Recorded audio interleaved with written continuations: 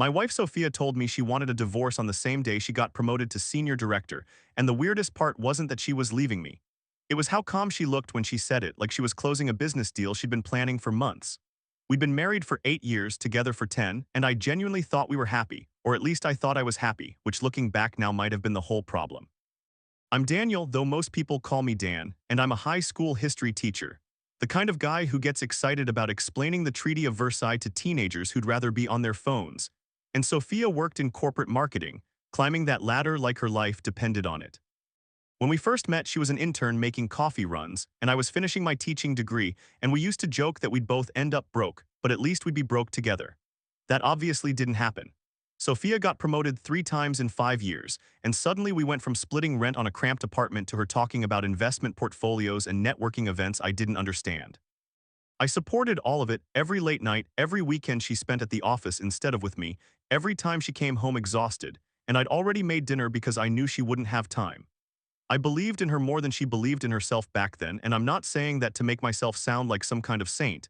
I'm saying it because it's true, and it makes what happened next even more confusing. The promotion came with a massive pay raise, like Sophia was suddenly making twice what I made, maybe more, and when she told me I was genuinely excited for her. I took her out to dinner, we celebrated, I told everyone at school that my wife was crushing it in the corporate world, and for about 2 weeks everything seemed fine. Then I started noticing little things, like how she'd correct me when I used the wrong business term, or how she'd check her phone during conversations, and not even pretend to be listening anymore. We used to talk about everything, stupid stuff like what movie to watch, or deep stuff about whether we wanted kids someday, but suddenly all her stories were about people I'd never met, deals I didn't understand, and this whole world she was living in that didn't include me. I'd tell her about my day, about the kid who finally understood the Cold War or the funny thing that happened in the teacher's lounge, and she'd smile this polite smile that didn't reach her eyes, the same smile I'm sure she gave to boring people at conferences. It felt like I was slowly becoming a stranger in my own marriage, except I was the only one who noticed. The comments started small, so small I almost didn't catch them at first. Sophia would say things like, "Must be nice to have summers off," when I mentioned vacation, even though she knew I spent summers planning curriculum and working a second job. Or she'd sigh when I suggested we stay in and watch a movie, saying something about how she needed to be around ambitious people to stay motivated. I'm not an idiot, I knew what she meant. She was saying I wasn't ambitious, that my job wasn't real work compared to hers, that I was somehow less than her now. The thing is, I never wanted her corporate life. I loved teaching, I loved coming home at a reasonable hour, I loved having time to read and think and exist as a human being instead of a productivity machine. But somewhere along the way, my contentment became laziness in her eyes, my stability became stagnation, and my support became me holding her back from some imaginary destiny she'd invented. Her friends started changing too. Suddenly it was all people from her office, people who talked about quarterly earnings and disruption and synergy, and I'd sit there at dinner parties feeling like I'd accidentally wandered into a TED Talk I didn't sign up for. Sophia stopped introducing me as her husband and started introducing me as "This is Dan, he teaches," like it was some quirky hobby instead of my career. There was this one dinner party at her colleague's place that really drove it home. I was standing in the kitchen holding a beer while Sophia was in the living room talking about some campaigns she'd launched, and this guy in an expensive suit asked me what I did. When I said I taught high school history, he actually laughed like I'd made a joke and then realized I was serious and said, "Oh, that's nice, someone's got to do it." Like teaching was community service instead of a real career. I looked over at Sophia to see if she'd heard, and she had, but she just kept talking, didn't defend me, didn't even acknowledge it. That's when I knew something had fundamentally shifted, because the Sophia I'd married would have shut that guy down immediately, would have told him how important teachers were, how hard I worked. But this version of Sophia, this senior director version, she'd already mentally categorized me as someone who didn't need defending because I wasn't worth the social capital. I left that party early, told Sophia I had a headache, and she barely looked up from her conversation to say goodbye. 6 months after the promotion, Sophia came home early on a Wednesday, which was unusual because she usually worked until 8 or 9. She asked if we could talk, and she had this look on her face like she'd been practicing what to say, like she'd rehearsed this moment in her head or maybe even with her therapist I didn't know she was seeing. We sat down at our kitchen table, the same table where we'd eaten breakfast together 1,000 times, and she folded her hands like she was about to give a presentation. "I've been thinking a lot about us," she said, and I already knew where this was going, but I let her talk. "I think we've grown in different directions. I think we want different things now. I think I need to be with someone who matches my energy and my goals." She didn't say it meanly, that's what messed me up the most. She said it like she was explaining a business decision, like our marriage was an underperforming asset she needed to divest from. I asked her if there was someone else, and she looked almost offended, like I'd insulted her integrity, and she said no, this wasn't about another person. This was about her needing to focus on herself and her career without feeling guilty about leaving me behind. I sat there for a minute just processing, and I realized Sophia was waiting for me to fight for us, to beg, to promise I'd change, to get emotional and make this dramatic. But here's the thing, I've been fighting for us for 2 years quietly, by accepting her distance, by supporting her dreams, by making myself smaller so she could feel bigger, and I was exhausted. So instead of begging, instead of crying or arguing or trying to change her mind, I just looked at her and said, if this is what you need to be happy, I won't stop you. She actually looked surprised, like she'd expected me to put up a fight, and for just a second I saw something flicker across her face, maybe doubt, maybe disappointment that I wasn't going to give her the drama she'd mentally prepared for. But then it was gone, and she nodded, professional again, and started talking about logistics, about how we'd split things, about how she'd already talked to a lawyer and could recommend one for me. I realized right then that Sophia hadn't come home to discuss whether we should divorce. She'd come home to inform me that we were divorcing, and she probably made this decision weeks or even months ago. The marriage was already over in her mind. I was just the last person to get the memo. The divorce took 3 months to finalize, which Sophia thought was way too long, and I thought was incredibly fast for ending 8 years of marriage. She was generous about the split, and I say that without sarcasm. She let me keep the apartment because she was already moving into some luxury high-rise downtown that cost more per month than I made in 3. She took most of the furniture because it matched her new aesthetic or whatever, and I didn't fight her on any of it because honestly, I just wanted it to be over. The day she came to pick up the last of her stuff, she stood in the doorway for a second looking around our empty apartment like she was trying to remember why she'd ever lived there. And then she left without saying goodbye. I stood there in the middle of all that empty space, surrounded by the echo of furniture that used to be there, and I waited to fall apart. I waited for the crushing weight of loneliness, for the panic, for the regret, but it didn't come. Instead, what I felt was this weird lightness, like I'd been holding my breath for 2 years and finally someone told me I could exhale. The first week after Sophia moved out was strange in ways I didn't expect. I kept waking up and forgetting she was gone, reaching for my phone to text her something funny that happened at school before remembering she wouldn't care. But then I'd make coffee in the quiet kitchen, no rush, no tension, nobody sighing at me for using the wrong mug or taking too long, and I'd realize the apartment felt bigger without her in it.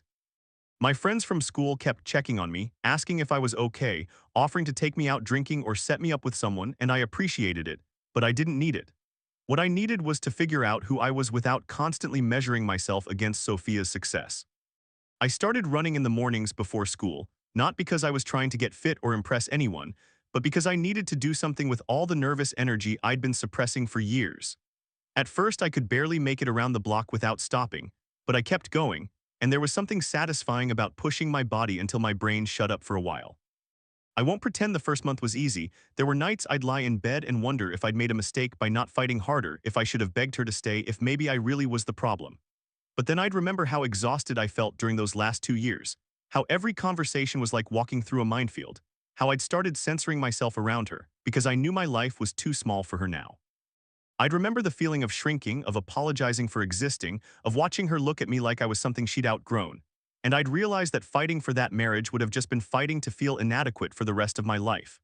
Sophia had made me feel like my teaching job was a cute little hobby, like my contentment was weakness, like my support for her was really just me lacking ambition of my own. And the messed up thing is I'd started to believe it. I'd started to think maybe she was right, maybe I was holding her back just by being myself. 2 months after the divorce was final, I joined a local hiking group that one of my co-workers kept bugging me about. I figured it'd be good to get out of the apartment on weekends instead of sitting around overthinking everything, and it turned out to be exactly what I needed. These people didn't care about corporate ladders or quarterly earnings. They just wanted to walk through nature and talk about normal human stuff like books and music, and what kind of trail mix was superior. I started sleeping better, eating better, even laughing at stupid jokes again, without that voice in my head telling me I should be doing something more productive. One Saturday, I was cleaning out a drawer and found this old photo from our 3rd anniversary. Both of us laughing at some restaurant we couldn't really afford back then, and I just sat there staring at it trying to remember when exactly we'd stopped laughing like that. The Sophia in that picture looked at me like I was her favorite person in the world, and I remembered feeling like I was the luckiest guy alive because this brilliant, ambitious woman had chosen me. I put the photo in a box with the rest of our stuff, not because I was trying to erase her, but because I realized that version of us didn't exist anymore and holding on to it was just holding on to pain. My coworker noticed I seemed different, lighter somehow, and asked if I was doing okay. I told him I was getting there, and the weird thing was I actually meant it. I posted a few pictures on social media, nothing dramatic, just me on a mountain trail or at a coffee shop with my hiking group, and I wasn't doing it to make Sophia jealous or prove anything. I was doing it because for the first time in years I actually felt like I had a life worth documenting. That's when I started hearing things through mutual friends, little comments that Sophia had been asking about me. One of her old colleagues who I was still friendly with mentioned that Sophia had brought me up at some work event, asking if anyone had seen me lately, if I was doing okay. Another friend said Sophia had been checking my social media, which was weird because she barely looked at my posts when we were married. I didn't know what to make of it, and I tried not to think about it too much. But there was this small part of me that wondered what she was thinking, if she regretted leaving, if she'd expected me to fall apart, and was confused that I hadn't. The old me would have reached out, would have asked if she wanted to talk, would have given her an opening to come back. But I didn't want to go back, not to that version of myself that apologized for taking up space, not to that marriage where I was constantly trying to be enough for someone who decided I never would be. A month after the divorce was final, I ran into Sophia outside a coffee shop downtown. I was with two friends from my hiking group, still in workout clothes and probably looking like a mess. And she was in full business mode, designer outfit, perfect hair, that confident stride that used to make me proud and now just made me tired. She stopped when she saw me, and for a second neither of us knew what to say. "Dan," she said, and her voice was different, softer, maybe less certain. "You look good, you've been working out." I told her yeah, I'd taken up running and hiking, staying busy, and she nodded like she was processing information in a business meeting. She asked how I was doing, if teaching was going well, and the questions felt genuine, but also like she was fishing for something, like she wanted to hear that I was struggling or that I missed her. I told her I was doing really well, actually, better than I'd been in a long time, and I meant it. She smiled, but it didn't reach her eyes, and she looked at me like she was seeing a stranger, like the person standing in front of her wasn't the same guy she'd left for months ago. We said goodbye, and she walked away, and I watched her go with this weird feeling of closure, like I'd been waiting for that moment without realizing it. My friend asked if I was okay, and I said yeah, I really was, and the truth of that statement hit me harder than the divorce papers ever did. 5 months after the divorce, I found out through a former coworker of Sophia's that she'd been asking about me regularly, not just casual "how's he doing?" questions, but specific stuff like where I was spending my weekends, if I was seeing anyone, if I seemed happy. The coworker thought it was funny, said Sophia had this look on her face like she couldn't quite figure out a puzzle, and I realized she'd been expecting a different outcome. She'd expected me to be devastated, to be calling her at midnight begging for another chance, to be posting sad quotes on social media, or letting myself go. Instead, I was thriving in this quiet, unspectacular way that probably drove her crazy because there was nothing for her to feel guilty about or superior to. I wasn't falling apart, I wasn't bitter, I was just living my life, and somehow that was more threatening to her than any amount of anger or heartbreak would have been. Around the 7-month mark, I met Anna at a bookstore. I wasn't looking to date anyone. I was genuinely just browsing the history section because that's what I do on Saturday afternoons. And she made a comment about the book I was holding, something about how that particular author had an interesting take on the Revolutionary War. We ended up talking for 20 minutes right there in the aisle, and it was the easiest conversation I'd had with someone in years. Anna was a librarian, one of those people who actually loved books instead of just posting pictures with them for aesthetic, and when she laughed at my terrible history jokes, I didn't feel like I was being humored, I felt like I was being seen.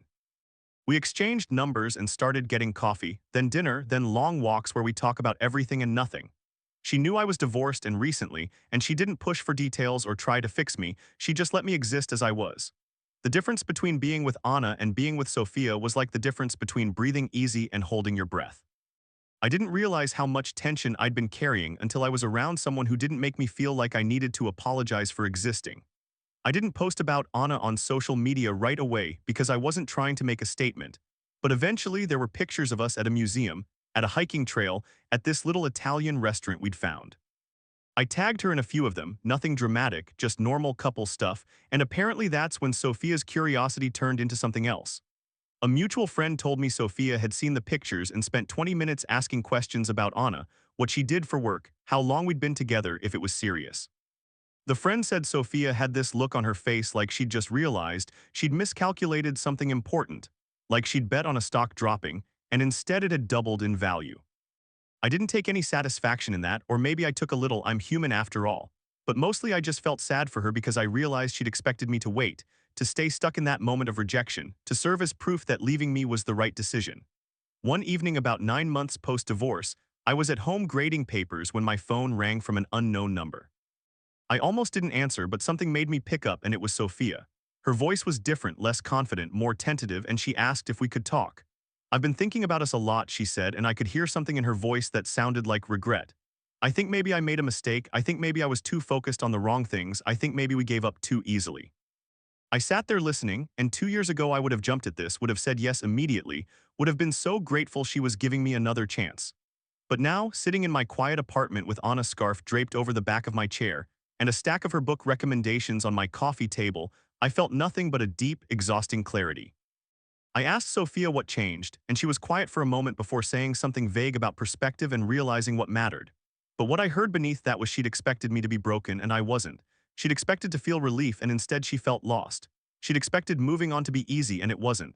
I told Sophia I appreciated her calling, but I'd moved on, that I was seeing someone, and I was happy. There was this long silence on the other end, and then she asked if we could at least meet for coffee to talk about everything, to get closure.